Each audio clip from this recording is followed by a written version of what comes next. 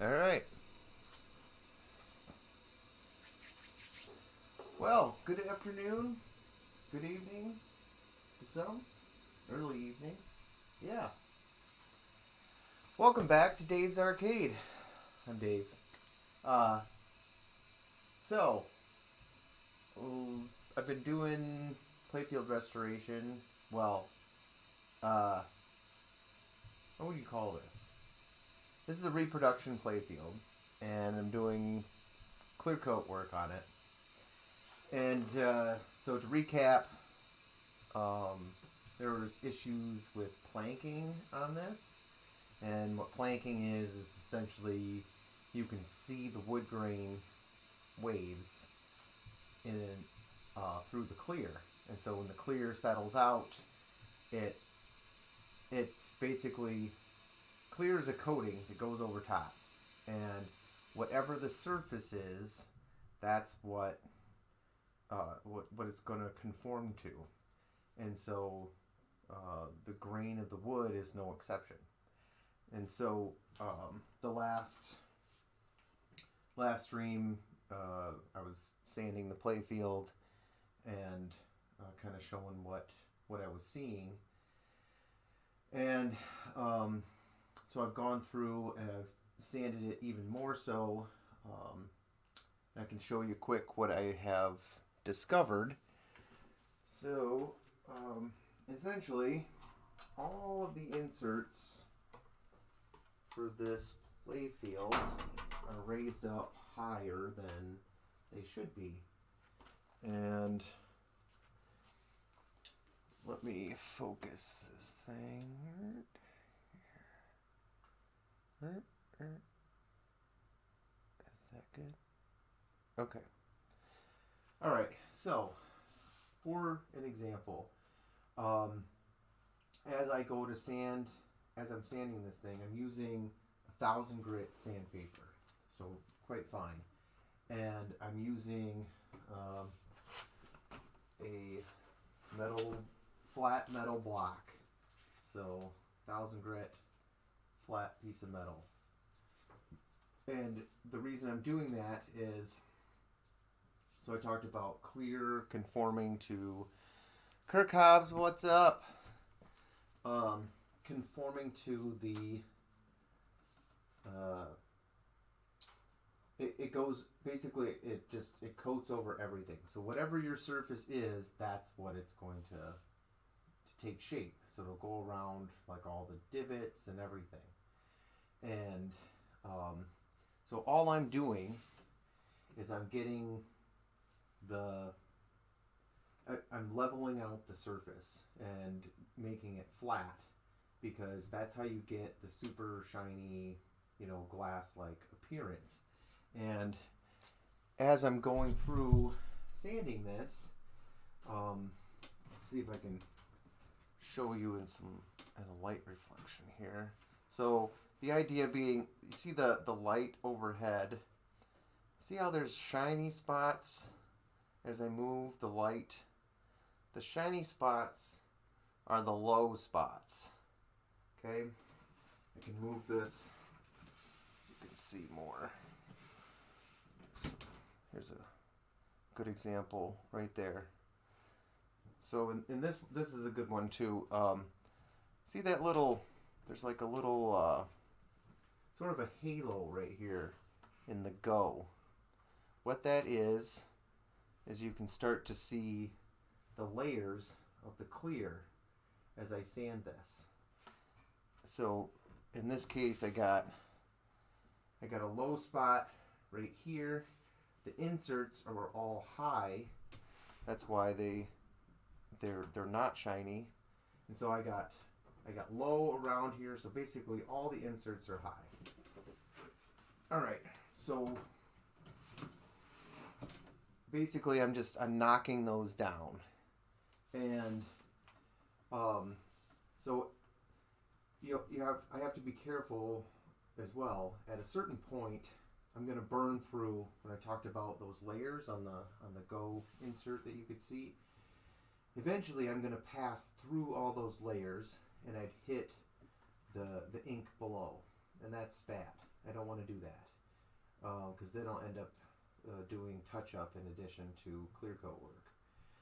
So at a certain point, like, it feels flat to my hand, but I can see from sanding, it shows where the highs and lows are. So at this point, really, I'm at a good spot for, back up here, there we go. At this point, I'm at a good spot for, everything is pretty well flattened out. I can show you some more detail pics too, or camera views, but I think I've sanded it to the point where my comfort level is. I'm going to be confident in coating this, and then when I go through and do the final wet sand and buffing of this, that I will get a smooth and clean surface. So really the next step that I have is I'm going to take basically before I do any coating at all, I need to go through with a scuff pad. There's different colors. I think the red is the most, so these are like 3M. I think it goes red, green, and then gray. As far as coarse down to fine. And the purpose of that is really, yes, Kirk Hobbs, it is very fiddly. It takes a lot of I've done tons of these play fields, so I know what I'm getting into. I know it's a bunch of work, but at the end of the day, it's gonna look super nice. So I want to do it right. Mark's Basement Arcade. Need to add layer of clear to that now. Yes. So this is Mark's playfield, and so I was just going over kind of where I'm at with it. So anyway, I'll show a little bit more of the coating and some of the spots. See how much. Let's zoom in here, maybe. It's really best if you can see the light reflection. So, as you can see the shiny spots and the not shiny spots. See how it has like a halo effect of the light around the insert, right? Hey, Outline Pinball, how's it going? So see that arrow and see the light, the overhead light? That's the dull spot. So those inserts are high, and the rest, the shiny, is low. And so the thing is, I can sand and sand and sand, and eventually these high spots, I'm gonna reach their breaking point, and I just don't want to do that. So I think I'm at a comfort level right now where I've knocked down all the highs, and I'm starting to break into some of the lows. So that's probably a good place for me to stop. And so now I'm to the point of getting it prepped for another coat. And so the whole idea is just getting everything to the same level. So anyway, I was talking about scuff pads. So all I'm going to do now is I'm going to go through the entire play field. I'm just going to scuff up everything. And the whole point for this is to get a good tooth to it. So you don't want to just slop clear on or spray clear over a shiny surface, because it's just going to chip off. There's nothing for it to bite to. In fact, I don't need to be nice with it. I can use the red. Well,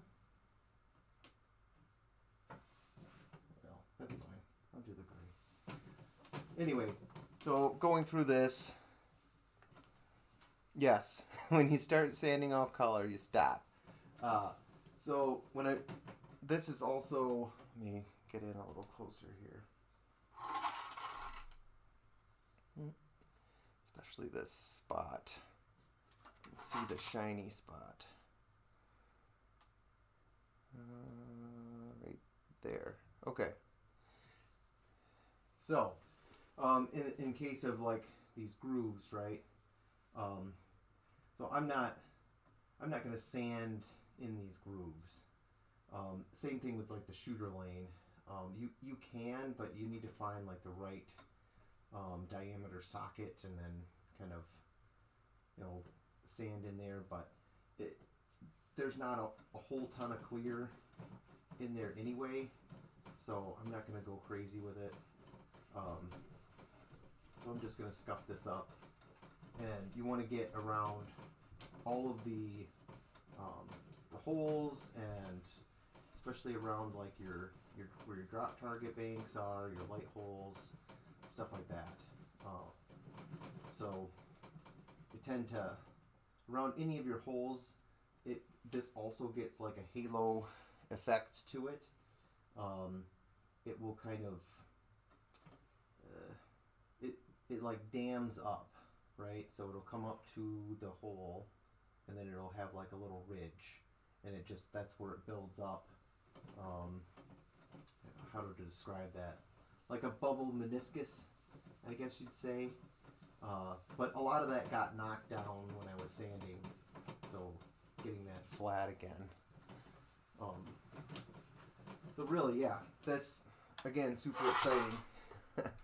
But just going through and scuffing up the whole playfield is what I'm going to do. And you need to have the entire thing completely scuffed where there's no shiny spots. Then, once that's all said and done, it's about making sure that everything is clean. So let me show you another couple things here. I think we'll grab it real quick. Surface tension. Yes, what's his toes?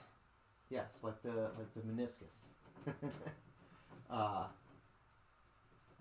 me grab a thing real quick.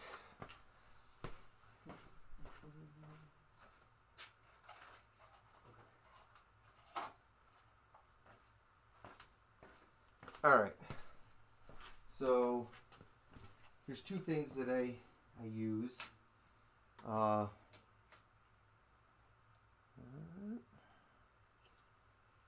Is that focused enough? Nope, there we go. Okay, first is a set of just little pipe cleaner. These, you can get it, Harbor Freight has them. It's really just to clean out your paint gun.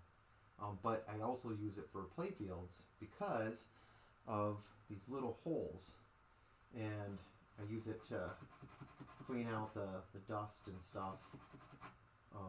Same thing with, like, I'll run it along on your drop target holes, get any of the sanding dust, because when you sand, it's basically the clear coat turns to like a white dust. So this is getting all that out of there. Clean up all your holes. Okay, so I'll do that, and then this is another product you can get at any hardware store. Yes, Outlane Pinball. This is a Harry Williams design. His name is on it. And then I talked about it yesterday. The standard body version was a modified version of this by Steve Kirk. But anyway, yeah, I think one of the last Harry Williams games. Anyway, naphtha that you're gonna want.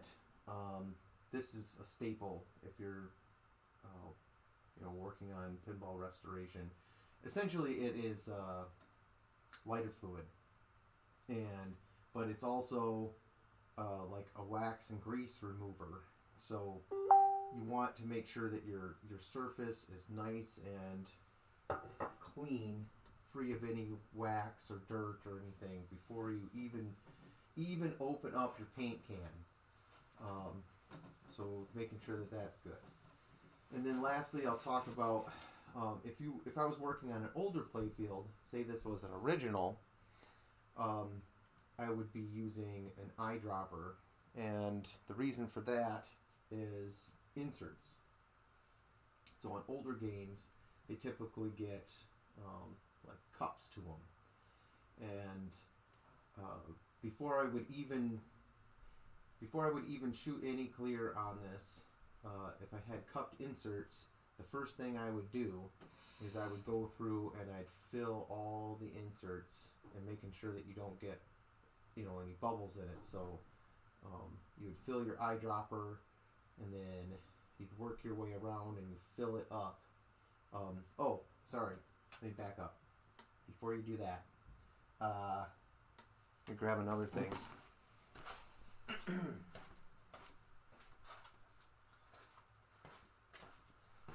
This is super, super important, and I'll show you before I go into coating, so I'll go over all this stuff again. You got to make sure this thing is level, left and right.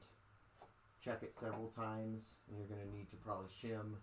So this playfield is actually kind of warped a bit. They all have a little bit of tweak. It's wood.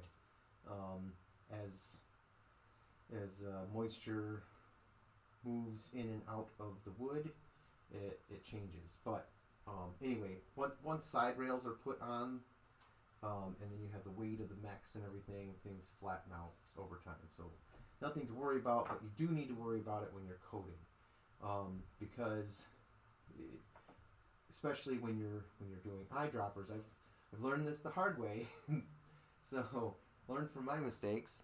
So when I'm filling inserts, if your playfield is not level, when you go and dropper a bunch in there, it's just going to run off, and then you have a whole big mess to deal with, because it's going to slide down and it's going to cure, and you're going to have a ton of wet sanding to do. So make sure that your playfield is level before you even touch it with clear. Okay, so anyway, filling the inserts, kind of like a syringe or whatever. You want to make sure that you draw the clear up, and you don't want any bubbles in the clear.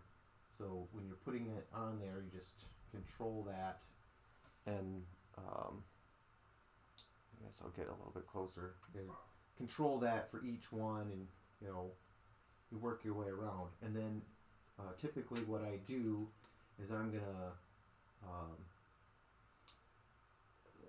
in the case of, if I was spraying this, I would be able to spray it shortly after doing that. I mean, it doesn't need to cure. But if I'm doing this roll-on stuff, then I would probably eyedropper this first and let it sit for a day or two, and then I would go back through and scuff up all the spots where I eyedroppered, and then I would go and roll over the whole surface.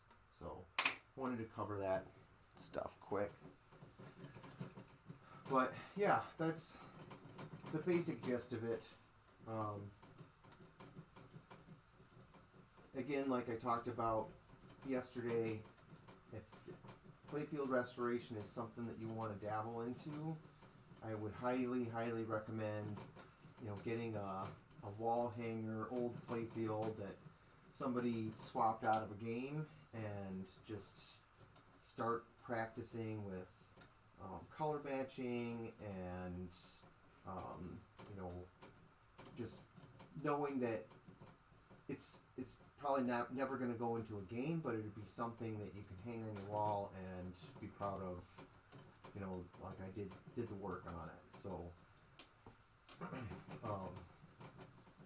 those are always fun, and it's good game room decoration. So, you know, do a couple of those before you start diving into, you know, a game that you're gonna, you know, be using later. So.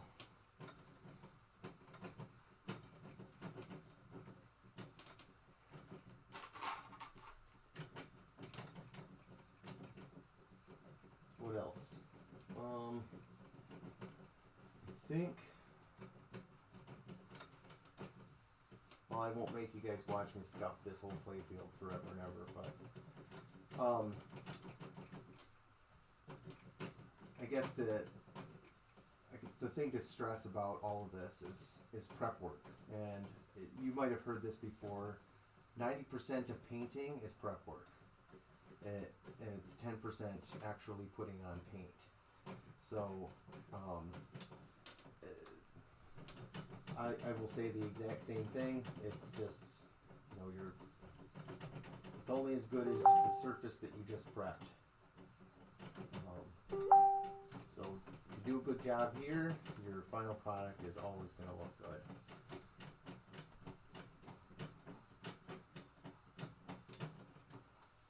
I'm surprised with a reproduction playfield like this. You know, when I first got it, everything did. I mean, it looks flat. It feels like it is, and sent me a measurement. Mark's Basement Arcade sent me a measurement. Board Dog, what's up? How's it going? Let me look. Oh. Yeah, probably is.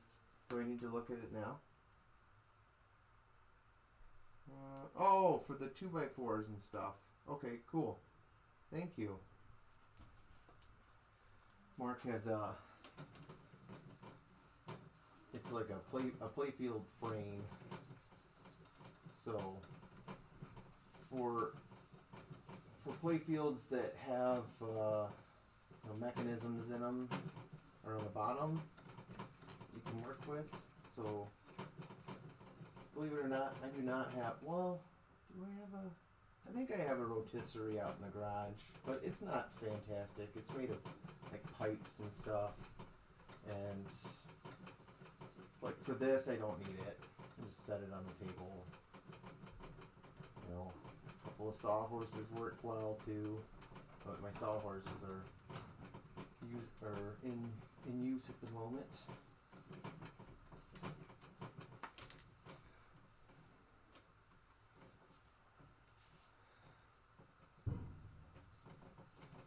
Pez Johnson, did I miss you? Let's see. Oh, hey Pez Johnson. Board Dog, you've done some work yourself. You know how to do this stuff. Yes, so for those what's his toes, for those playfield, it's essentially a frame. It's kind of like a, you know, a cabinet frame, which is, it's super helpful if you haven't seen Mark's Basement Arcade, which I think most of you have. He uses it all the time, but you can also use you know, your pinball cabinet too, and flip the playfield over. But I think it needs to be a single level playfield. It's not. I don't think that's going to work for stuff with ramps and multi levels and stuff. So.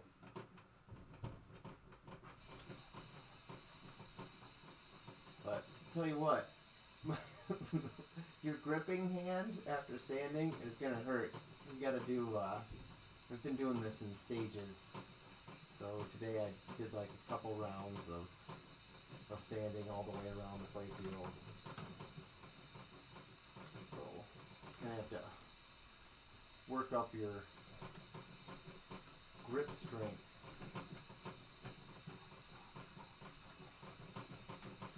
But coming along here.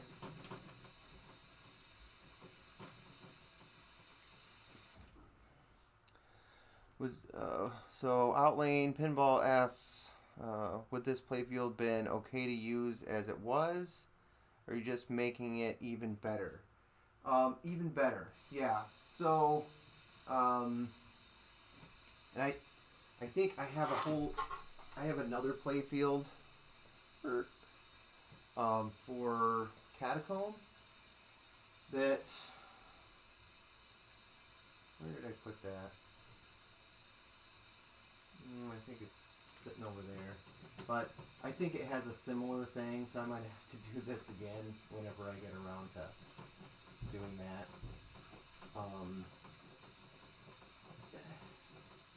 I feel like almost all reproduction playfields, like they have something like CPR used to grade them, like as you know, gold, silver, bronze kind of thing when they were screen printing them, but now they don't. And I think they feel that because they're direct printing them, that all their printing issues are gone. Well, reduced, because they could have like alignment issues and things like that for your different grading. But if the clear isn't right, then that doesn't help. Oh, geez, I'm missing stuff. I gotta get a big screen like you have, Mark. Something. What's his toes? Do you not recommend using random orbit sander and not applying any pressure? So I'll have to look at that link, Mark. But I covered this yesterday, and where's my sander at?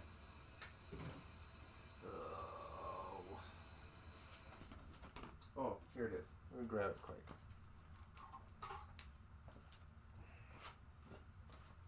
I'll explain the reason why not to use it. Okay. So, all it's going to do, because this is foam here, right?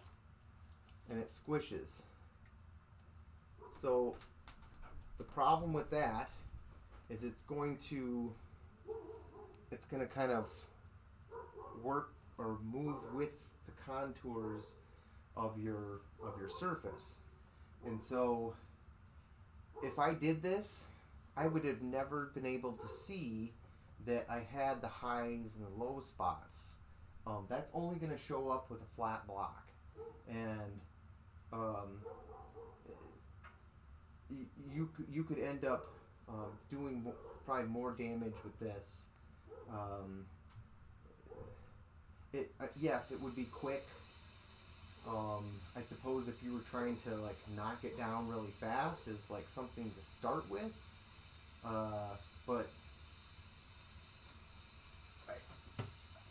it's not something that, like, if you were just gonna do it, for your first playfield, you could end up causing yourself more work by doing that. In fact, I ended up. The reason I advise against it is because I did it myself, and I ended up crying afterwards because I burnt through and ended up causing myself even more work. So, let's see.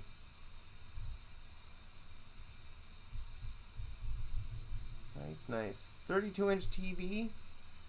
Yeah, I think I have a spare one. I have a spare one upstairs that I could probably use. I have to run, maybe set it on the shelf or something. That would be nice. Oh, and then I need to figure out how to do the chat, like on the screen. Maybe do like a transparent chat or something. Maybe you know how to do that, Mark. But so Board Dog says I've been using Using mine to run through high number grits before polish after I know I've had enough clear on like yes, okay, sure. So essentially you're doing it for like a 1500 2000 grit, and you're just kind of, you know that you're going to go through and buff it out. Yeah, so you can buy that grit sandpaper for orbital. The other thing that I would worry about, and I suppose the same is true for a block, but is like if you ever get like a piece of sand or grit underneath that and you're sanding along, it's grinding that into your clear. At least when you're using it by hand, you can feel it and hear it. With an orbiter sander, you're not going to be able to hear it, and so at least that's a risk for me. You're going to end up getting some deeper scratches in there that are harder to buff out.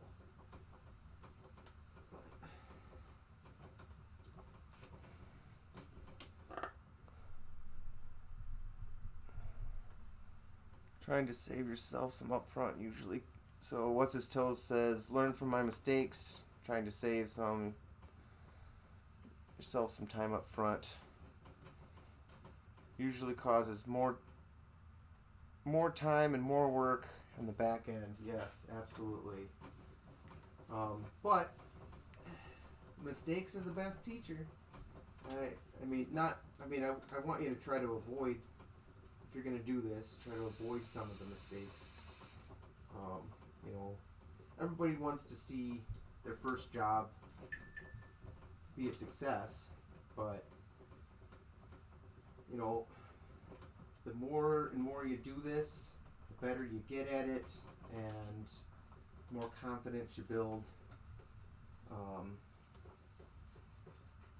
I think even like in auto body, they don't just like throw a guy into painting right off the bat. It takes years of experience and practice.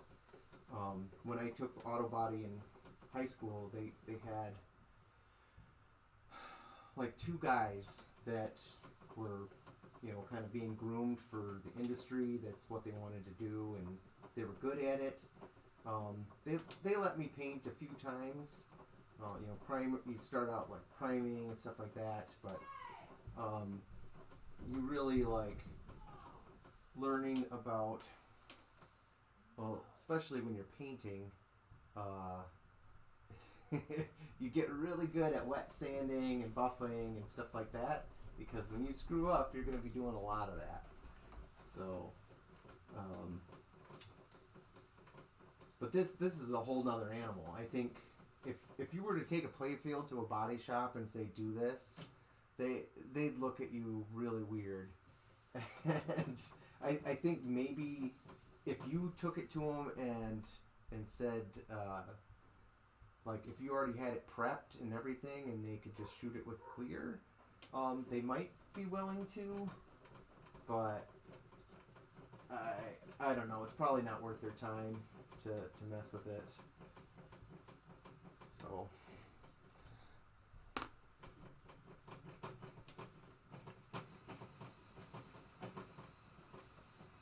And honestly, I think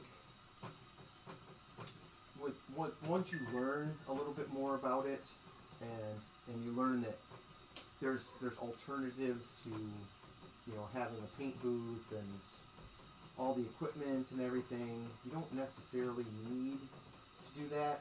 Oh, I did want to talk about that for a second, because I touched on it a couple streams ago. I've done several different methods of restoring a playfield to various degrees, right? And so I think learning the color matching and touch-up skills is a really good skill to have, even if you're just doing some minor things, like you got a game and it has like a kick out hole, or like for example this shoots the ball up this lane, all the time, and like you know, it has a wear mark right in this line, right? So it'd be good to understand how to match that blue, and then like fill in the text and stuff like that to, you know, then you could do, if you're just doing a quick kind of touch-up job, and then you can polyurethane the wear spot, or you know, you could, I've even done ones where I did a high speed before where it was like that whole orbit in the back, and you could like Mylar. The guy I did it for, he just wanted the touch-up job, and he wanted, you know, cut a piece of Mylar and go across the back, just so it, you know, it looks nice. There's all kinds of different methods that you can do. Another one that I've done before is playfield protectors. I had a Fireball EM that they all get the same wear spot. You do the skill shot thing, and they get this ball trail, and the ball comes out the same way every time. Every single one of them has a wear spot there. So, you know, but otherwise, it wasn't terrible. I mean, there was some wear around like the spinning disc and that. So I touched up those spots, and then I just took a playfield protector and, you know, put it over top. You know, it looks nice, and you know, you don't have to do all this stuff. You can just do the touch-up work, and maybe sometime down the line, if you wanted to take the protector off and clear it, you could do that. I would say if you're doing touch-ups and the Mylar route, just know that your touch-ups are going to come off with the Mylar, so that's not going to work. That's more of like a permanent thing. I guess with the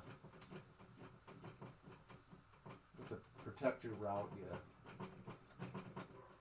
can always take that up and redo it or clear it later. So,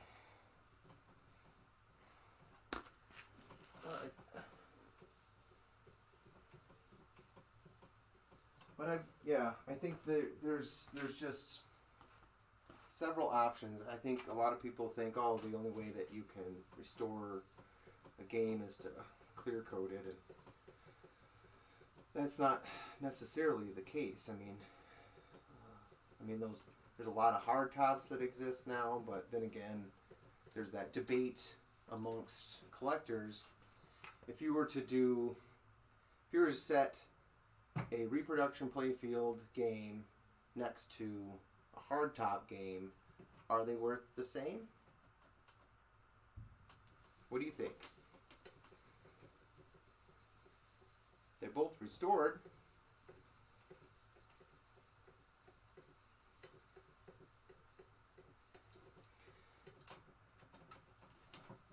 But, you know, just a different method. And I think they have its place. You know, for example, like a Bally Lost World, right? It's not a super expensive game. They made a ton of them. You know, and you gotta always ask yourself, is this game worth what you're sticking into it? And this is a conversation I wanted to have with like some podcasters, some local podcasters that I know that they throw all kinds of money into a restoration job, and you know, do the playfield swap and all this and that, and at the end of the day they think it's worth big money. Another thing that, you know, I've learned the hard way, it's just not, it's not, you know, you're not necessarily going to find that buyer. I did it with a Lost World. I did it with a Gorgar. You know, restored it to like mint condition. But at the end of the day, who's going to pay the big money for that game? Like, well, they made tons of them. I can find a really nice original out there for, you know, X. And I'm not, I'm not going to break the bank. Yeah. Yes. Board dog. So Mark's Basement say depending if you want an original or not. And Board dog says game is never worth what you're putting into it if you're planning on selling it. Yeah, I mean you're not going to be able to charge them for labor. So I guess I'd say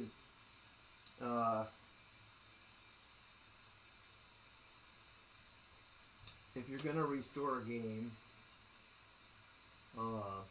it's better if somebody else owns it because you'll get paid for labor. But yeah, if you're doing it for yourself and then you're going to turn around and sell it, that's a tough thing. Like, I would say restore it for yourself. Enjoy it, and maybe down the line you can sell it as it is a restored game, but you've used it for a few years. It's still going to be worth quite a bit of money. So that's the way I look at it.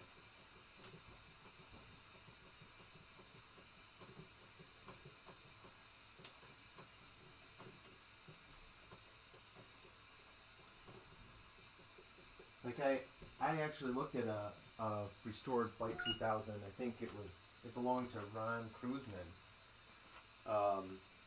And he restored it,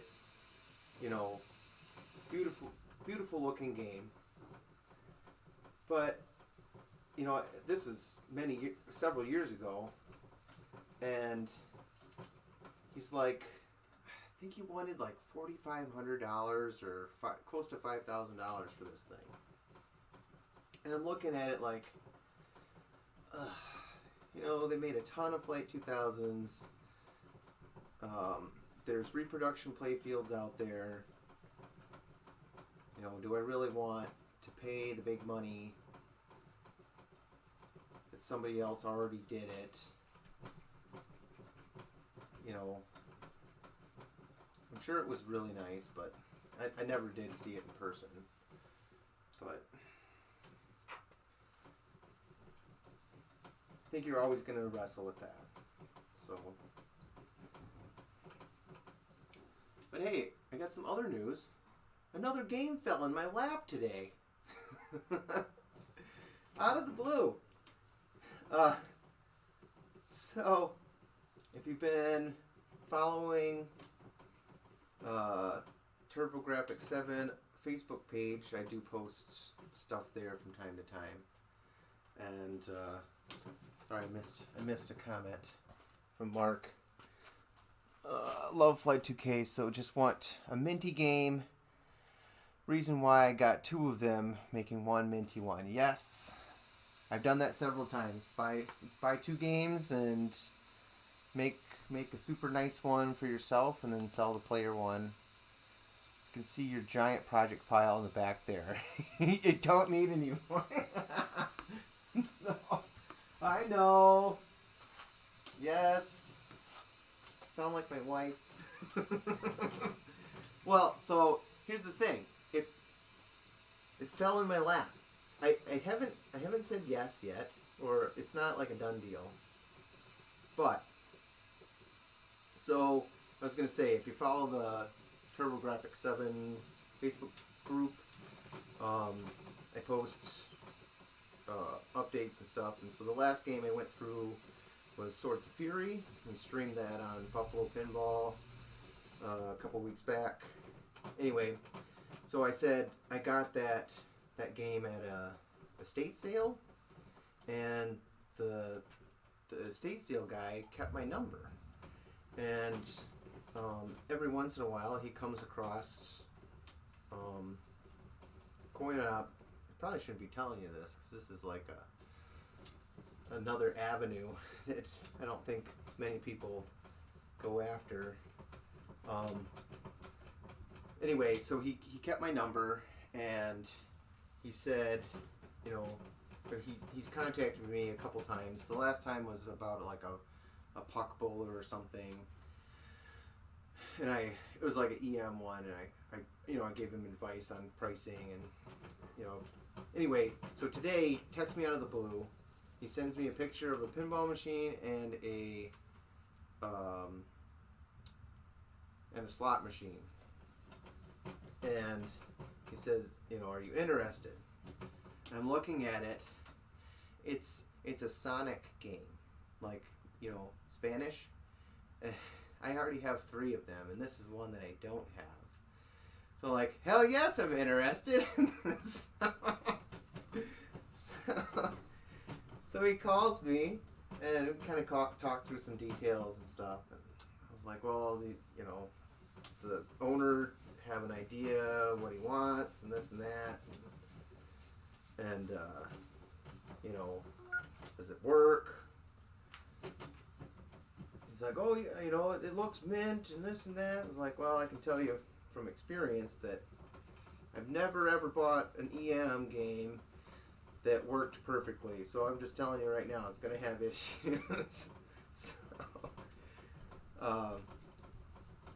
So we'll see. I gave him my quote of what I think it's worth, and he's got to talk to the owner and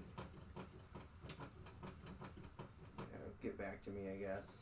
So not a done deal, but we'll see. Oh, the game is Super Straight. Sonic Super Straight. So not the rarest of the Sonics, but be fun to have it. I've had one of those slip through my fingers before.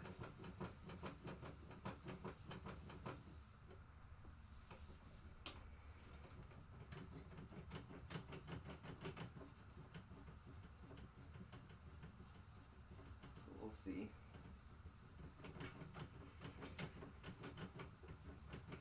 But anyway, that space shuttle is a done deal. That will be coming March 14th, 13th, 14th, something like that. Do I have space for it? No.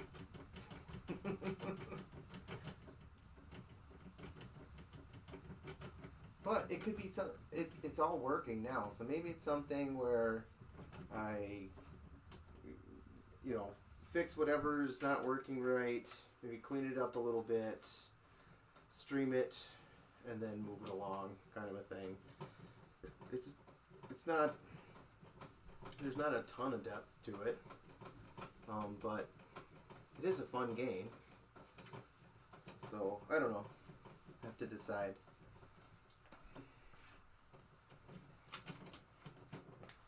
I can't see that far away. Oh yes, Monaco. Yes, Outlane Pinball. I had a Monaco at one point. Yeah, there's Monaco and Canes. Another cool Sonic game. I think Monaco. It must have been like one must have been like replay and the other one was add a ball or something like that. Yeah, that's got 2 spinners and like a gondola thing. Yeah, cool game. I did have a Prospector for a while that I fixed up. I sold it to a family friend. It will forever be a player game. And I would imagine if they ever got tired of the game, I could buy it back from them. If I ever wanted to, complete my Sonic collection. But currently I have Faces, Butterfly, and Mars Trek. So I do like the Sonics. They They have really shitty lamp sockets and cabinets, but their back glasses are really nice. Their playfields are usually really nice. So if you can get past that stuff, you know, put in new lamp sockets, and I've done it several times on Sonic games where you have to, like, you flip the cabinet over, like the whole cabinet is chipboard. Man, that's hurting my hands. The whole cabinet is chipboard, so it always gets roughed up on the edge, like when you take it in and out of your truck. And so they're always like swollen on the exposed edge of the wood. And so I flip it upside down, and then you can like seal the edge with like what did I use? Like a fiberglass resin. You can do that. Or I mean, essentially, chipboard is basically wood chips and glue. So you could use wood glue, like the thinner stuff, and it'll soak into the edge of the wood and harden it up, and then that'll make it so it doesn't get any worse. I've done that.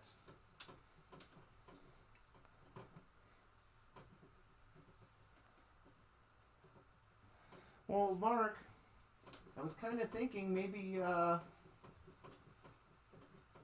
that space shuttle would interest you. I don't know. I don't know if that was an era you were looking at.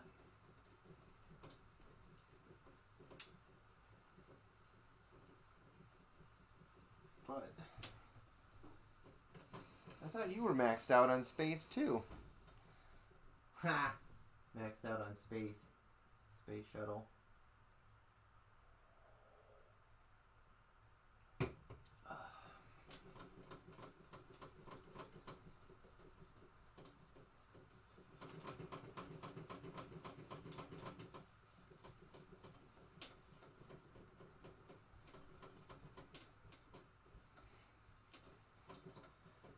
Or are you looking for, well, you want a new game. New. Brand new. I've been working on that. I had Steve Bowden responded back. He's working on it. I need to get... Basically, it's going to come down to... I think also timing of, like...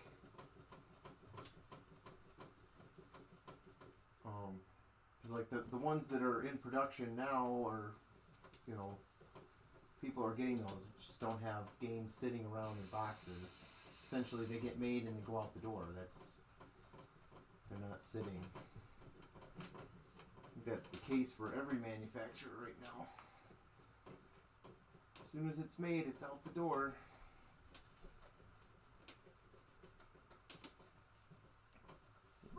Oh, sweet. Pez Johnson, you're a Space Shuttle fan too? Honestly, I think I've only played it a few times. I think it's a, what is that, Williams System 9, right? I think that's what it is. It was like, they only made a few System 9s. It was, I think, Space Shuttle, and, was Sorcerer one of them? Sorcerer, and then like Warlock, maybe, and then oh shit, what was that one? Defender was one. Man, that'd be a cool game.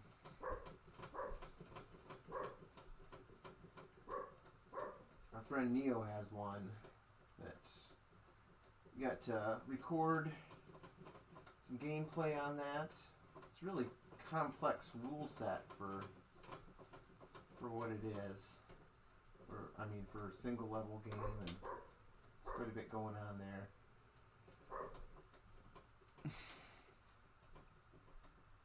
Comet Sorcerer Space Shuttle. Huh. Okay. Well, thanks for looking that up, Pez. Appreciate it. So then that means Defender must have been System 7, which is kind of weird. What happened to System 8? It scrapped it. It's like, well, just, start fresh. Do a whole nother system. Because then it went to 11. From 9 to 11. I think, was it Fire? Fire was the first System 11 or something? Or no. Crap. What was that? There was like I'm sorry. No, it went to 60, I think 6803. And then, no, that was bad. Yeah, I forget. There's like a merger in there. Bally was 6803, and then they had like a weird transition between, when the Bally Williams merge. It's a little fuzzy. Try to keep all that stuff straight. But if you want to know more about that, you should probably listen to Silverpaw Chronicles on the Pinball Network. My friend Ron Hallett and David Dennis do a nice job of researching and talking about the history of pinball on that show. It's probably one of the best shows out there.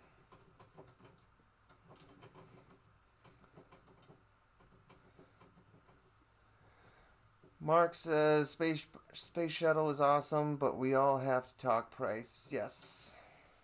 Are we sure? Of course.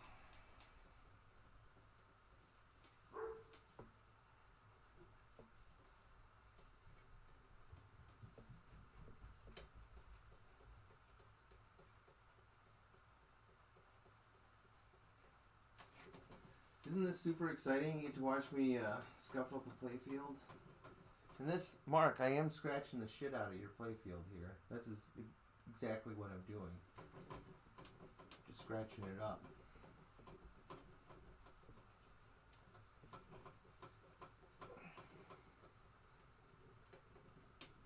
I was joking earlier that I'm scratching it up, and well, technically that's what you're doing. It's kind of like it's my way of being funny. Just like a a fart is also a fragrance.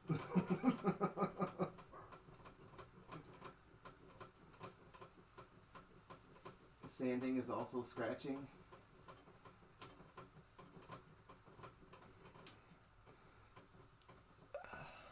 Am I getting snow?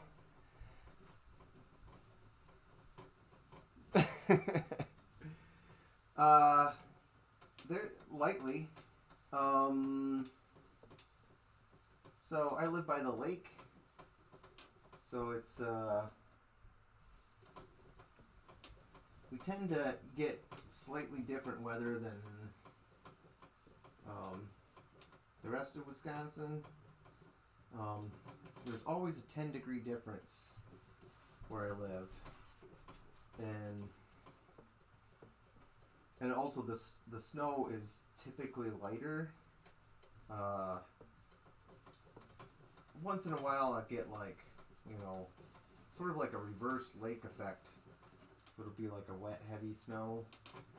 But usually when people are getting hit with that, and it's not even like a mile down the road, away from the lake, and you start to see a difference. It's typically what?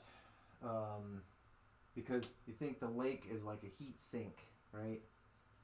So in the springtime, it's going to take a heck of a lot longer when it's warmer for everybody else, and like all their leaves and everything are coming back. It's still very much winter here.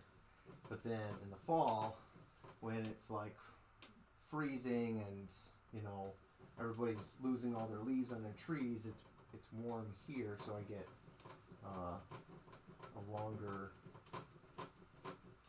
I don't know, almost like a, was it Indian summer or something? It's warmer fall. So that's kind of nice, I guess.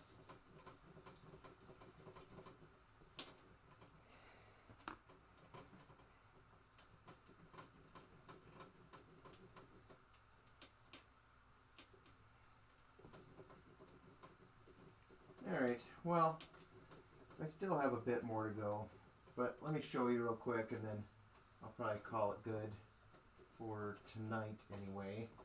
I won't say that this is perfect by any means. I also wanted to,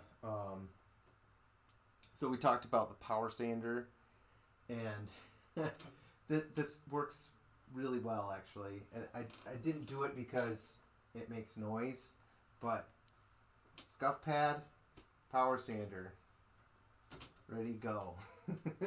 It works. Just be careful that you're holding it down good, and you're gonna run through this whole scuffing process and not, my fingers kind of hurt now, but yeah, I can go through the whole thing and scuff it up pretty fast, and it holds on there pretty well. So anyway, let me kind of show you. So the whole surface should be nice and dull. Focused here. There we go. You see in the light reflection that it's nice and dull. You want that all the way around. So just use your light reflection, and you look over the whole thing. You should not see any shiny spots at all. And again, making sure that you hit the edges of your, get your shooter lane, all the edges around all of your switch slots here, and your light socket holes, stuff like that. So that gets good adherence, especially when you're, like, you have an out hole. Typically, this game doesn't, but if it was like a newer game and you have like a trough, it's really important that you get the best adhesion that you can in that spot, because you got the ball that's draining there and hitting there all the time. Same thing with like scoops. You got to make sure that you scuff that up really well, and you get the best adhesion you can out of it.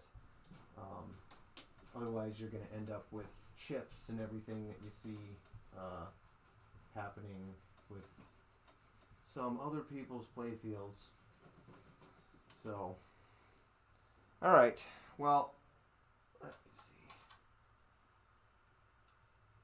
I guess with that, who's on tonight? I'll have to look. There's somebody. What's today? Thursday? I think today is oh.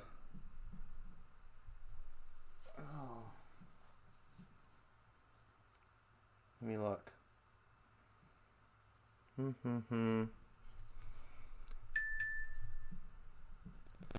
Oh, and my food's ready.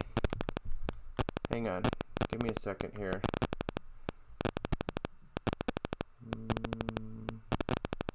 Videos.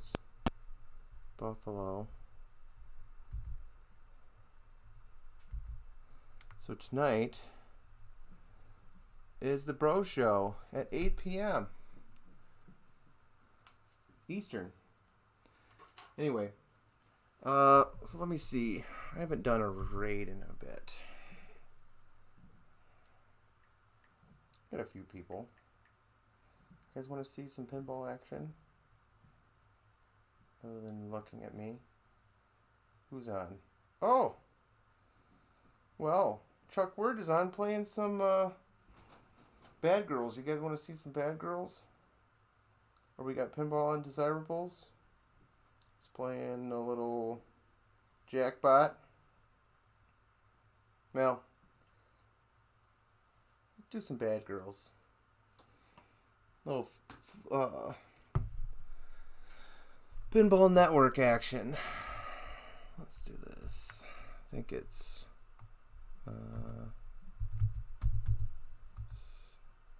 face.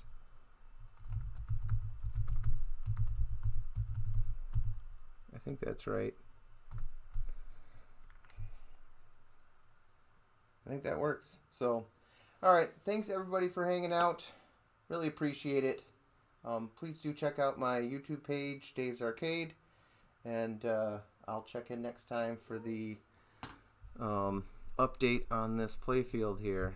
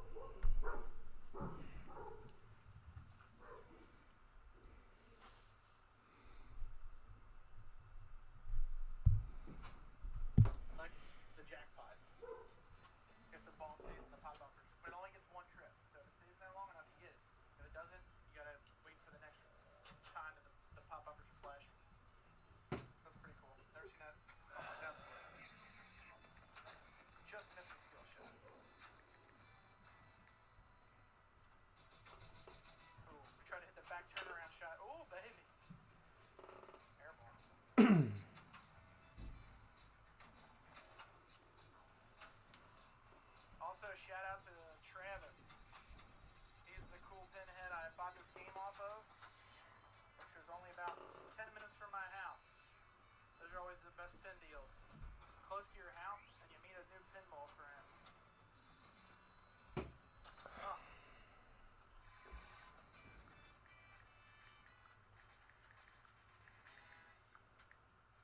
Oh, Dave, what's up? Welcome. You got one of these, don't you? I know you got a bunch of Gottliebs. I can't remember which ones you have. I've been looking for this game for a while, man. I'm pumped to have it. I think this is going to be a keeper for me. Look at that skill shot.